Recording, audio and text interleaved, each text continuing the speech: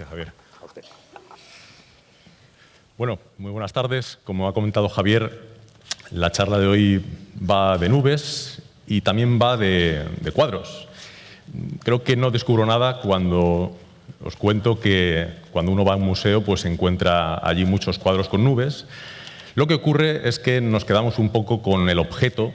Nos gusta este cuadro, esta composición, este paisaje por las nubes, pero de cada una de esas nubes o de cada uno de esos cielos, tirando del hilo, se pueden encontrar historias muy interesantes relacionadas con la meteorología y con el clima, que es un tema además muy de actualidad. Bien, vamos a ir con ello. Yo, uno de los museos que más conozco, y también porque está en mi ciudad, es el Museo del Prado. Seguramente casi todos habéis estado allí. Cuando uno va al Museo del Prado, observa que normalmente hay dos cuadros de Velázquez en los que siempre hay un corrillo de gente alrededor mirándolos. Uno de ellos es este cuadro, el cuadro de las lanzas o la rendición de Breda.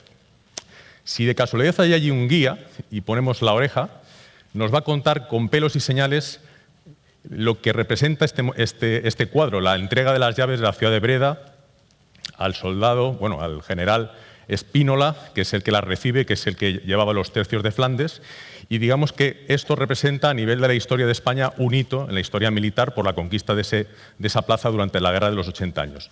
Ese guía a los turistas o a los visitantes del museo no les cuenta casi nada del cielo que aparece ahí. Como mucho les dirá que ahí hay unas fumaredas de la batalla que había tenido lugar, pero nada de las nubes, ¿no? Sin embargo, si seguimos paseando por el Museo del Prado, comprobamos cómo en muchos cuadros de Velázquez aparecen esos mismos tipos de nubes y de cielos.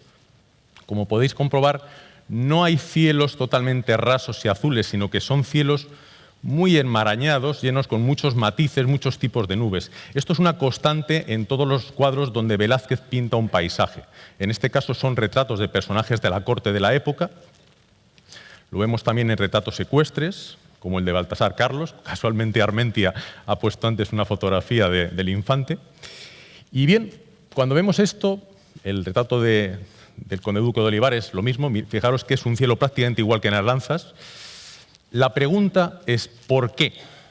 ¿Por qué Velázquez pintó esos cielos en esos cuadros y en algunos otros que no he puesto?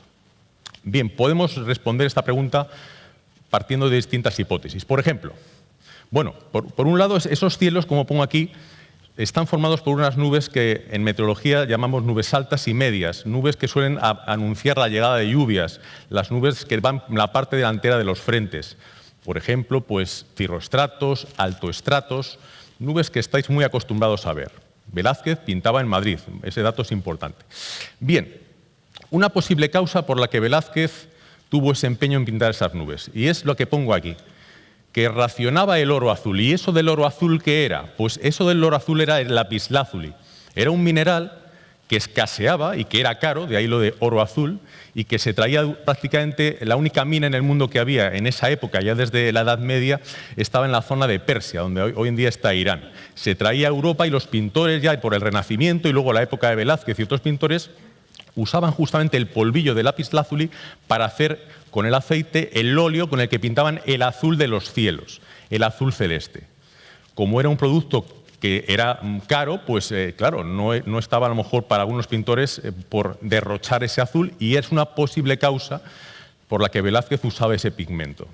No usaba ese pigmento y pintaba muchas nubes de color blanco y gris. Bueno, a mí esa hipótesis, aunque hay algún historiador que la defiende, me gusta menos que esta. Yo lo que planteo es que Velázquez pintaba esos cielos porque veía esas nubes y esos cielos en Madrid, que es donde él pintaba. La época en la que vive Velázquez se conoce muy bien en climatología y es la llamada Pequeña Edad de Hielo. Y casualmente, en los años del siglo XVII, donde está Velázquez pintando, es un momento en el que en Europa el clima es particularmente frío y riguroso. Hay muchos artistas, pintores, que reflejan la vida de la sociedad en esa época en la que era muy normal que casi todos los inviernos se congelaran ríos, lagos y hubiera mucha actividad, no solo en España, sino en Países Bajos, en Francia, en Inglaterra, etc. Bien, En las épocas en las que el clima es particularmente frío, el aire está más seco que en las épocas en las que el clima es más templado y el aire está más húmedo. El que esté más húmedo implica que hay más nubosidad, que en el caso de España llegan más frentes que dejan lluvias, cosa que no ocurre en las épocas particularmente frías. Por lo tanto, ¿por qué, si Velázquez está en la Pequeña Edad de Hielo y en una época en teoría fría, pintaba unos cuadros tan enmarañados y no estos cuadros con esos cielos tan despejados? Bueno, pues la respuesta nos la pueden dar los datos históricos que conocemos, porque ha habido climatólogos que han estudiado con datos de climatología histórica lo que ha pasado en España. Y, por ejemplo, se sabe eso que pone ahí, que durante la cuarta década del siglo XVII, cuando Velázquez pinta esos cuadros, el frío mengua mucho en nuestro país y, por lo tanto, pues cuadra bastante con esa posibilidad de que Velázquez pintara muchas nubes porque realmente no dominaban los cielos despejados. Ahora bien, podríamos pensar que Velázquez pues, también tiene un especial empeño por pintar nubes y que realmente había muchos días despejados. Pero la ciencia demuestra que eso no es así. Os voy a poner una referencia a un artículo que se publicó en 1970, de Neuberger. Y fijaros, ¿qué hizo este señor? Analizó 12.000 pinturas de 8 escuelas diferentes de pinturas, del periodo entre 1400 y 1967, y dedujo por estadística en las diferentes escuelas cuál era el porcentaje de cielos totalmente despejados, parcialmente nubosos, nubosos o cubiertos. Y entre las conclusiones de ese trabajo definitivas está esta que pongo aquí, que dice: los resultados de esta investigación apoyan la tesis de que el artista, como un cronista consciente o inconsciente de su entorno y el clima, como agente omnipresente en todas las actividades humanas y sus expresiones artísticas, se combinan para revelar la experiencia climática real del artista, que se puede expresar como un promedio de los elementos climáticos presentes en sus pinturas. Es decir, que al final los artistas o los pintores en este caso pintan lo que ven. Esa teoría climática encaja bastante bien con lo que vemos que pintó Velázquez. Otro pintor universal, que también es español, es Goya, pintor más contemporáneo. ¿Qué vemos en los cuadros de Goya? Aquí tenemos dos ejemplos de dos cartones que le encargaron para hacer tapices de la Real Fábrica en la época en la que Goya pintaba. Y vemos en estas dos escenas, de las típicas que pintaba Goya, cómo aparecen dos grandes masas nubosas blancas dominando la escena. En otro cuadro de esa serie, en este caso dedicado al verano, vemos exactamente lo mismo. Esa gran nube blanca es una nube de tormenta, es un cumulonimbus. En toda esa serie primera de los cuadros de Goya, con esas escenas que se llaman precisamente goyescas, aparece lo mismo, la gran nube blanca. La cuestión es ¿por qué? ¿Por qué Goya pinta esa tormenta y ese cumulonimbo?